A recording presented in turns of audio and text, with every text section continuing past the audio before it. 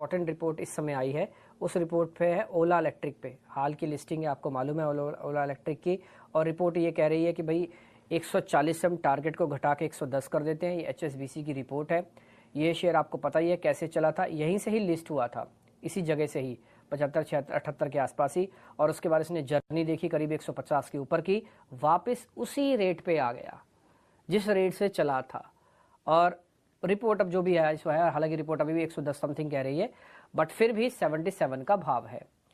एक बार गौरांग सर वापस आपके पास ही आना होगा, इसमें टेक्निकल हेल्प नहीं कर पाएगा कुछ ज़्यादा, है ना, कि चार्ट छोटे हैं। आप जरा बताइए आपको क्या प्रॉब्लम है ओला से, और क्या अच्छा दिखा ओला के अंदर, दोनों चीज बता दीजिएगा।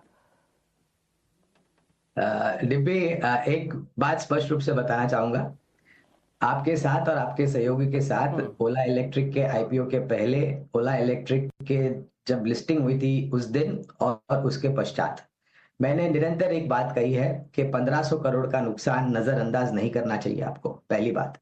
दूसरी बात, प्रोडक्ट को लेकर के बहुत तकलीफ है, उपभोक्ता बहुत बड़ी तरीके से मायूस है और बात तो अब आ जाकर के कंज्यूमर कोर्ट तक पहुंच गई है।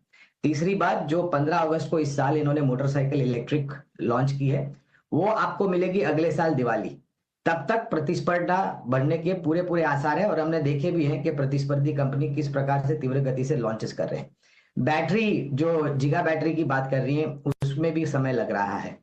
और अगर परिस्थिति यही रही तो मेरे ख्याल से लोग 2 बार सोचेंगे इसके प्रोडक्ट को खरीदने के लिए।